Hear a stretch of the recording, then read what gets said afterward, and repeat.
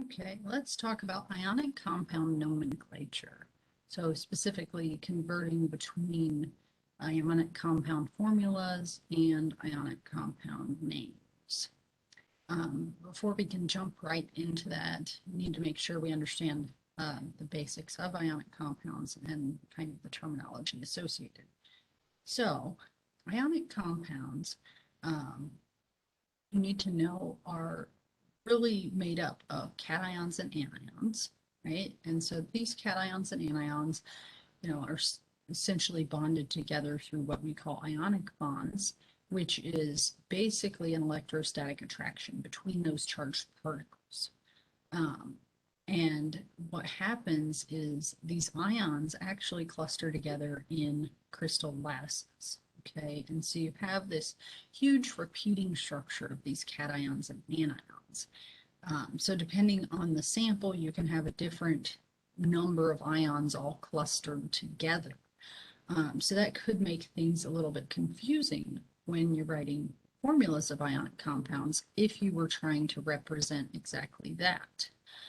So instead, what we do when we write the chemical formula of an ionic compound is we write what is called a formula unit. Okay, and so the chemical formula is truly expressing a formula unit of that ionic compound. And so what it's doing is it's representing the smallest whole number ratio of ions that have a net charge of 0.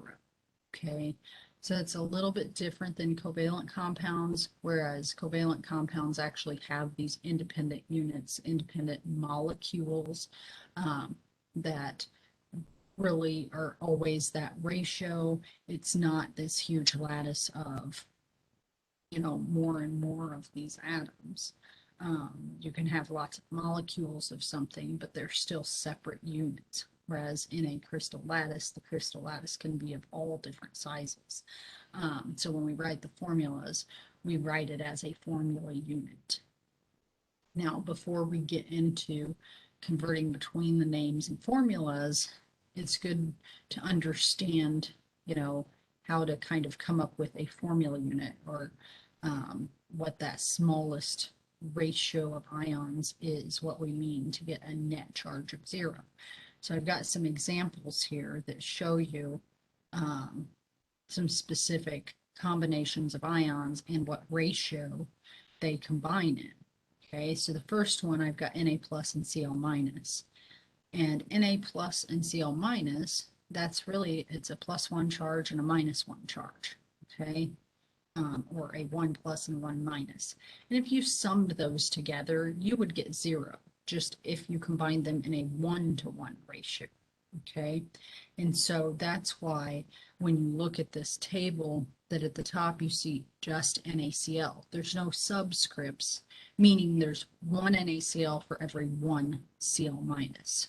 Okay, or sorry, there's one Na plus for every one Cl minus. Okay, to make a neutral unit. Okay, whereas in the next one, we've got Ca2 plus and NO3 minus. And if you just combined 2 plus with 1 minus, that would not be a neutral unit. It would have a net charge of +1. Okay, and so what happens is you actually need 2 of those NO3 minuses. And if you take 2 of those, you have a 2 minus charge for the anions, and that will balance out the 2 plus of the cation. So that's why in this chemical formula, you see that there's a 2 subscript next to that NO3. Okay, now you do have to be careful here. Notice that they put parentheses around the NO3 and put the 2 outside the parentheses. That's because the 2 applies to that entire nitrate anion. And so you can't just change, say, the subscripts of the NO3. You can't change it to N2O6. That would be something totally different. You can't do that. You have to say there's 2 of these actual units. And you keep the 3 with the NO3 because that's part of that polyatomic ion. Okay. And let's see, next up, we've got Na plus and SO4 2 minus. And so really I have a 1 plus charge and a 2 minus charge for my ions that are combining. And if I just combined those 1 to 1, I would have an overall -1 charge, and we want a 0. Okay, we want a net charge of 0. So I'm going to need 2 of those positive ones, okay? And that gives us a 2 plus and a 2 minus, which will give us 0, meaning I need 2 of the Na pluses, so when we write the formula, we put a 2 subscript next to the sodium, okay? It indicates we need 2 of that particular ion, and then we just have SO4 without an additional subscript, so there's only 1 of the sulfate ions, okay? So you should also notice that when we combine these ions into the appropriate ratio, we drop the charges. Okay, so the formula of an ionic compound is never written with charges. If you're writing the formula of an ion, it has to have a charge. If you're writing the formula of an ionic compound, it should not have the charges because you should combine them in a ratio that it makes 0. Okay. And also notice like this Na2SO4, it's not put in parentheses because you don't need more than one of those. Okay. And the Na is not put it in parentheses because Na is just one thing. So the 2 applies to the Na. We don't need to put it in parentheses because it's one thing. It's not trying to apply to multiple things. Now then we have Ba2 plus, so that has a 2 plus charge, and then we have Cl minus, so a 1 minus charge. If you combine those 1 to 1, it would not be neutral. You need 2 of those 1 minuses to give you a total of 2 plus and 2 minus, which would make 0. Okay, so we need 2 of the Cl minuses. So you have a subscript of 2 in the chemical formula, and no subscript with that barium because you only need 1 of that ion. And then the last one we've got is Ba2 plus, so a 2 plus charge, and PO4 3 minus, so a 3 minus charge. If you combine those 1 to 1, you would get a -1 overall, which is not what we want. We want it to equal 0 when we combine those. Okay, so for this, it's helpful if you think about what's the lowest common multiple. So the lowest thing you can get to from 2 and from 3, and that would be 6. And you can get to 6 from 2 by multiplying by 3, and you can get to 6 from 3 by multiplying by 2. And so that tells you your subscripts for each of those. You need 3 of the barium ions and 2 of the phosphate ions, okay?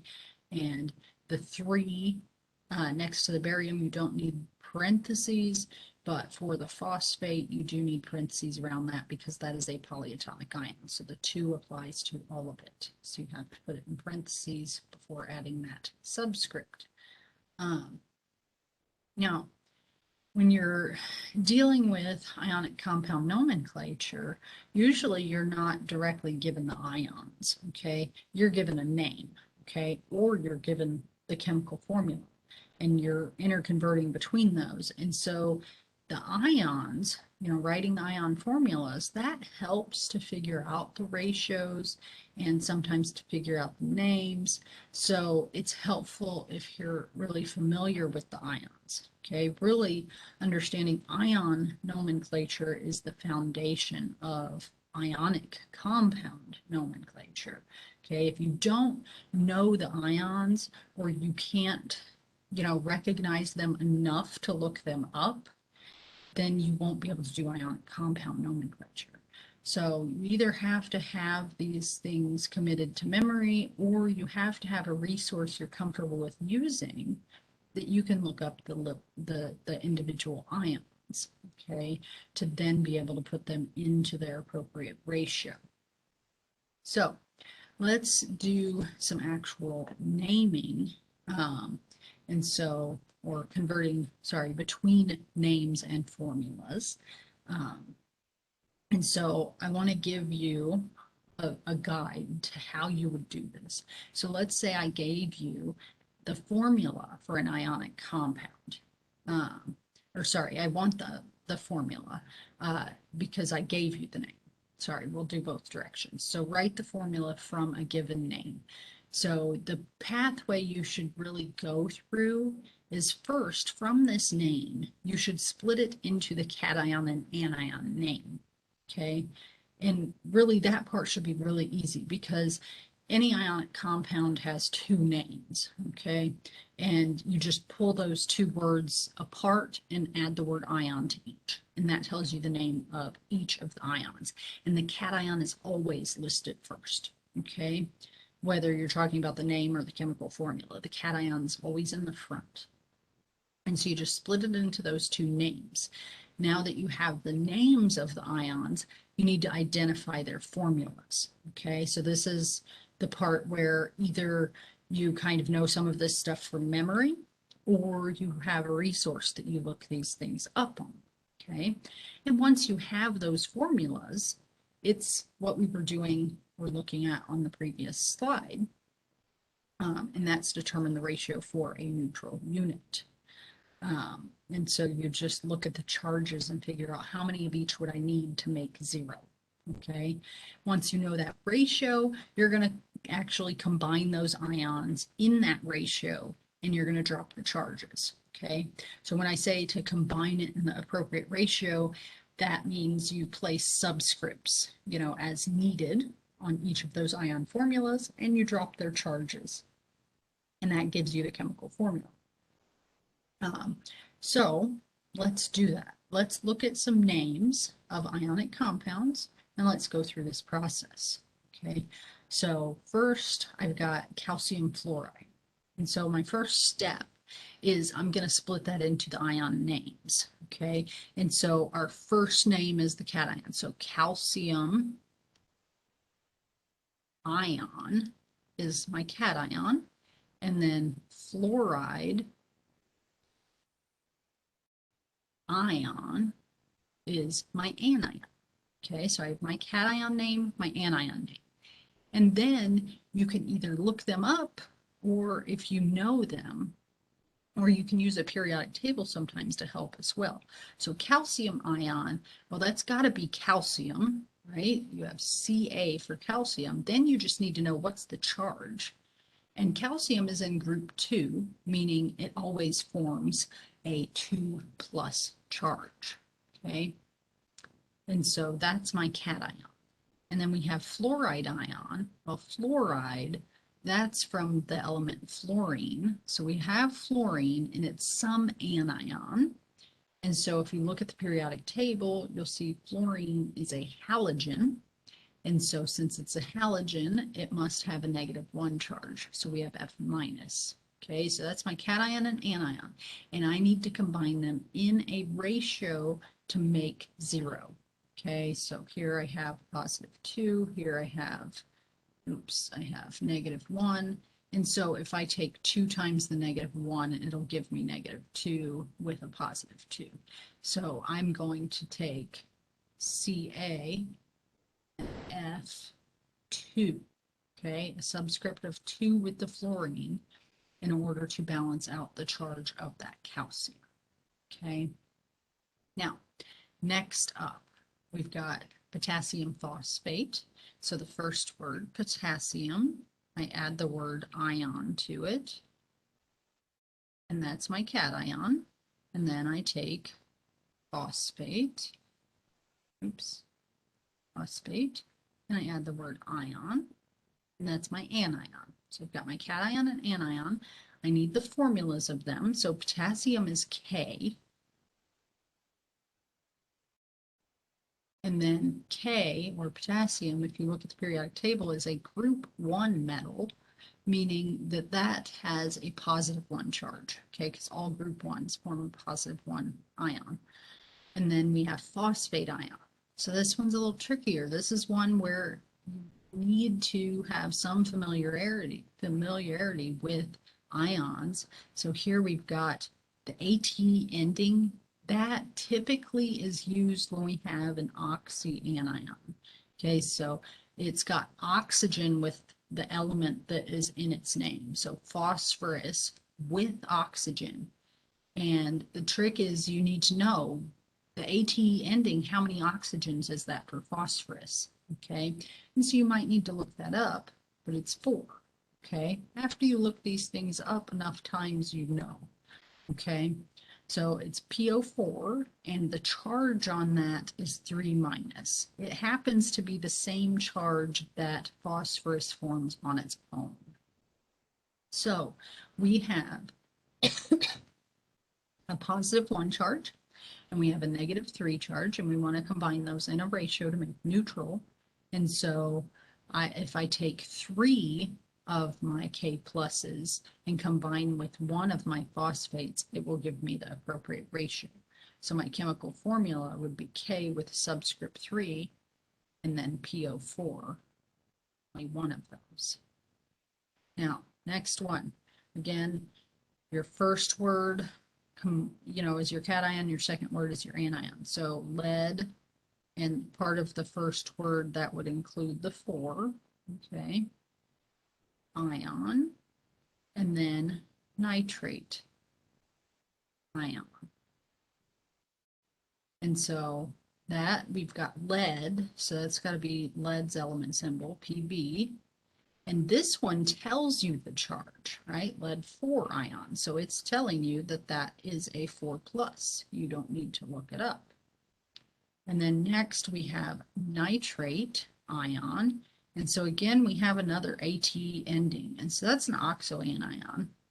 And that's with nitrogen. So we have nitrogen with some number of oxygens. And you need to either know how many oxygens the ATE is for nitrogen, or you need to look it up.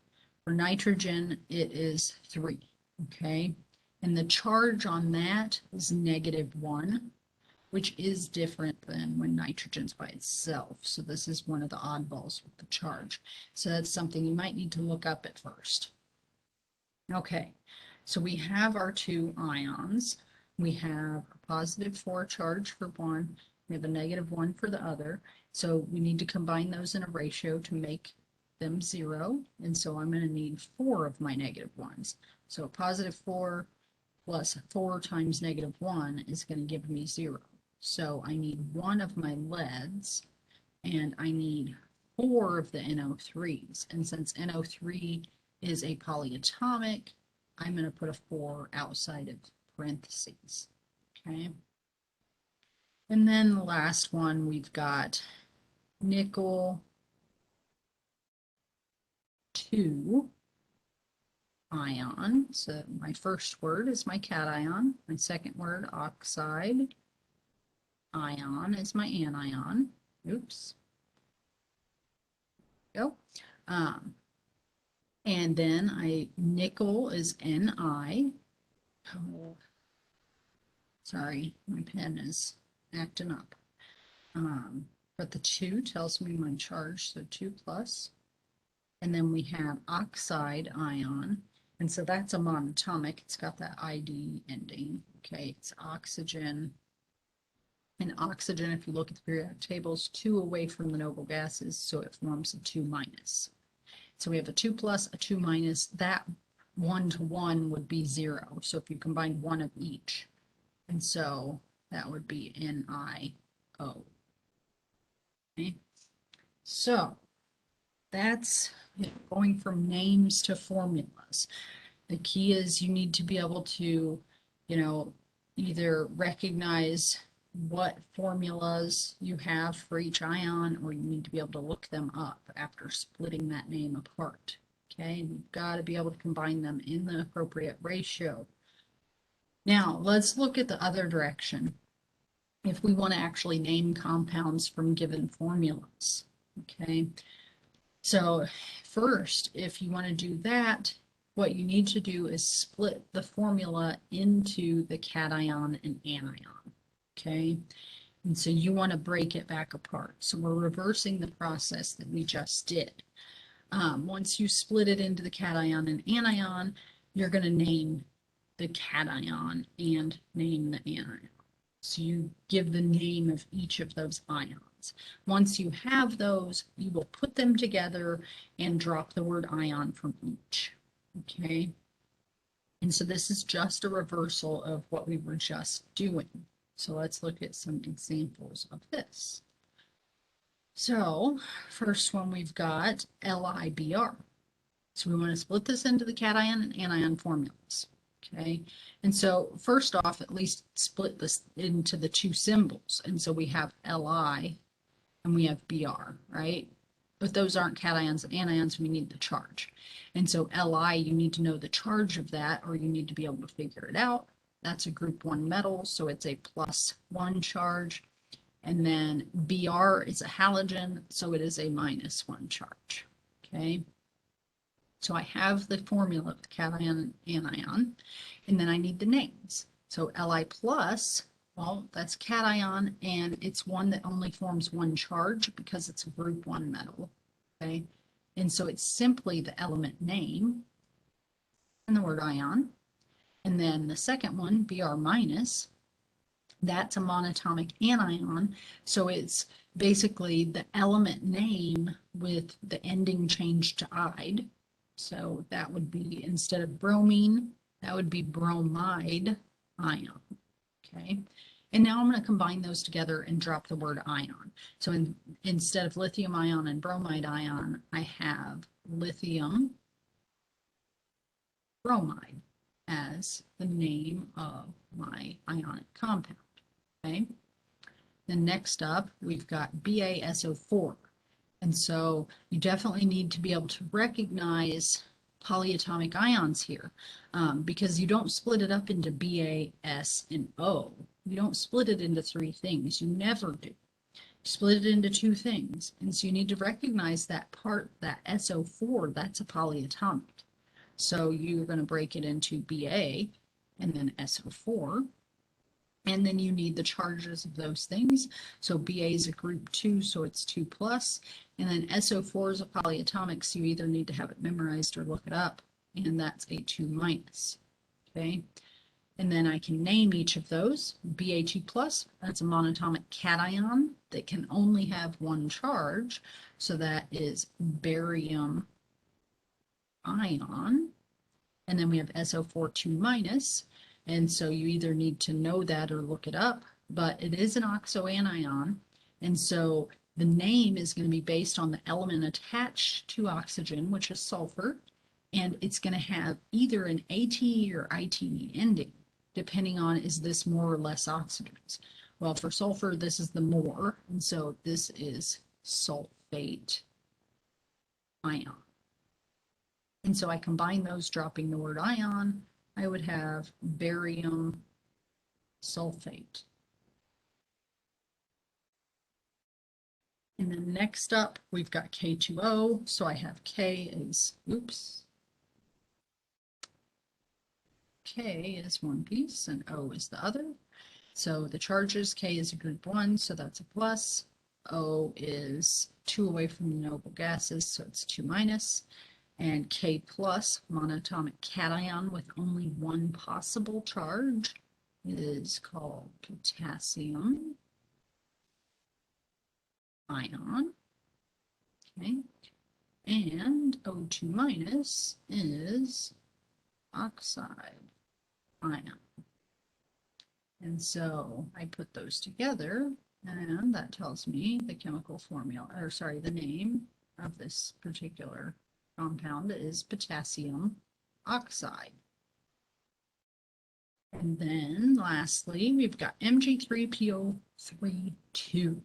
Okay, so again, here you've got 3 different elements, and you have to know that there's a polyatomic in there. Okay, so you don't break it up into more than 2 things. It's only 2 things. It's a cation and an anion. So in this case, it would be Mg, and it would be PO3 are our 2 pieces, right? And the charges, Mg is a group 2, so that's 2 plus. And then PO3 is one of our polyatomic oxoanions, and that has a 3 minus charge, which you either need to look up or you need to know. And so When I bring these over, notice that in these last two, I didn't carry some of those subscripts. So I didn't bring the 2 over with the K because there's no K2 ion. Okay, potassium is an ion, it's just K. Okay, and same with the Mg. I didn't carry the 3 over with it because there's not an Mg3 ion. Okay, it's not a polyatomic, it shouldn't have multiple atoms. Whereas the PO3 2, I didn't carry the 2 over because the 2 is not part of that anion. Okay, those subscripts that I skipped when I split it apart were the subscripts that were there to balance the charges. Okay, so those aren't part of the ion. They are there to report the appropriate formula unit. Okay, so let's continue. Mg2 plus, that is magnesium ion because it's a monatomic cation with only one possible charge. So element name and the word ion. And then we have PO3 3 minus. That is an oxoanion, so it's based on the element attached to oxygen, so it's based on phosphorus, and it should have an ITE or ATE ending depending on if it's more or less oxygens. And in this case, it's the less oxygens, so it's phosphite ion. And then that gives me the name of the compound is magnesium phosphite. Okay, now, all of these things I'm breaking down into all of these steps. You don't necessarily need to go through all of these steps every time, or at least you don't need to handwrite them. But it gives you kind of a method of learning this. When you get good at it, you can start to just look at the formula and immediately come up with the name, or look at the name and immediately come up with the formula, okay? But at first, if you try to do that, it's very typical people make lots of mistakes. That's why I'm showing you kind of the breakdown, a way to think through it. Now I've got a few more examples. Let's do these, and that should be a pretty good amount of practice to get started. So this first one, CuCl. So my two parts are Cu and Cl, and my charges, this one's a little trickier. You have Cu. That's one of our transition metals that can have more than one charge. Okay, so I'm not going to start there because I don't know which one it is. I'm going to start with the thing I do know. The Cl can only have one charge. It's Cl minus because it's a halogen. So then that's going to tell me the charge of the copper because look at this formula. They're combined 1 to 1, okay? And since they're combined 1 to 1 to make it neutral, that must mean that they have equal charges, okay? Equal in magnitude. So this must be a 1 plus, okay? And then I need to name this. And since the copper ion can have more than one possible charge, I have to tell you which one I have. And so this is copper 1 ion.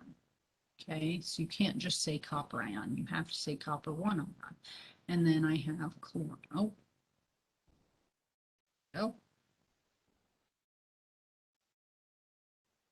Chloride ion.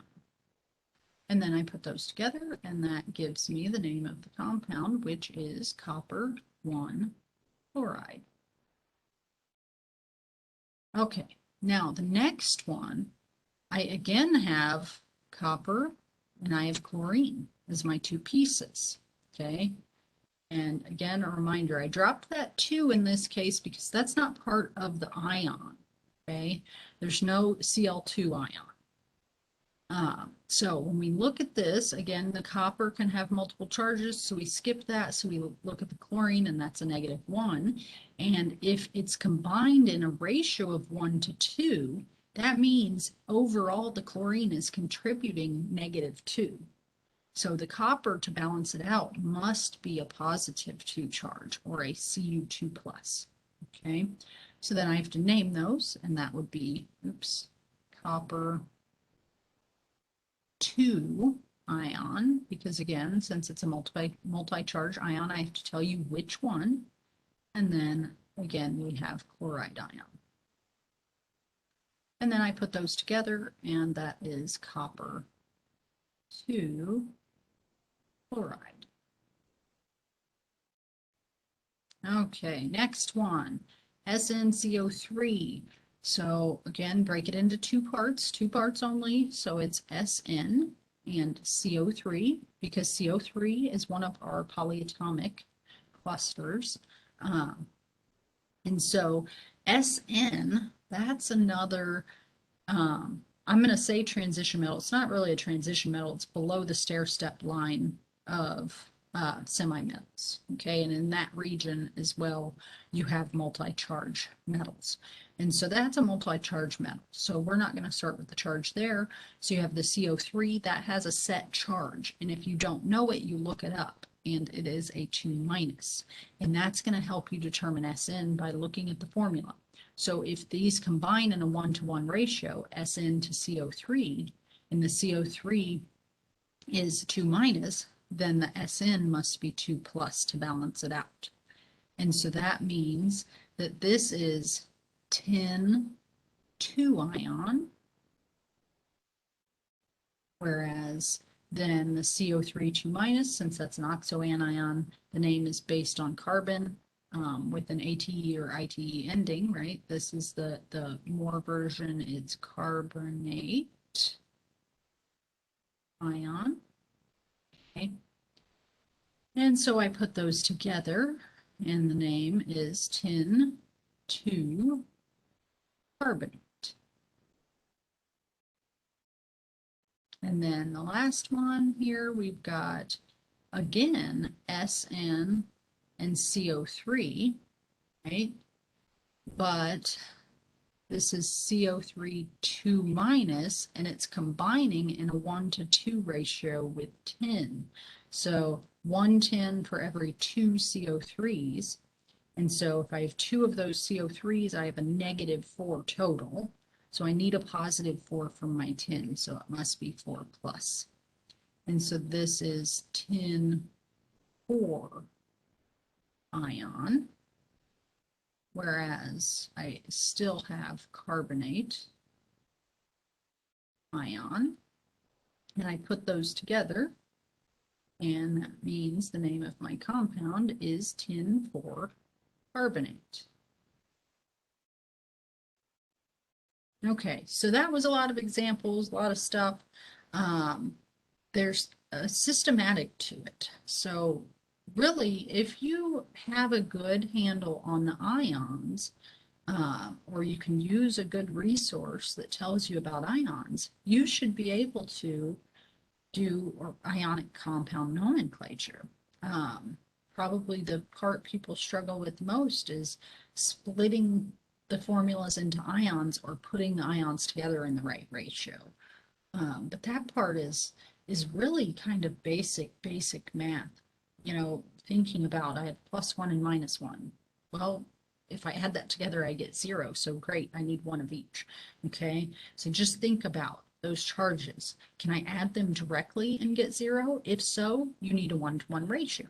If you need to double one, then you need a 1-to-2 ratio, and so on. Okay, so if you follow these steps as you're trying to convert between formulas and names, it should help you get started. And like I said, as you do this more and more, you won't need to stop and write all of this stuff down. But to get started, this is really probably one of the safest ways. That way you make the least mistakes.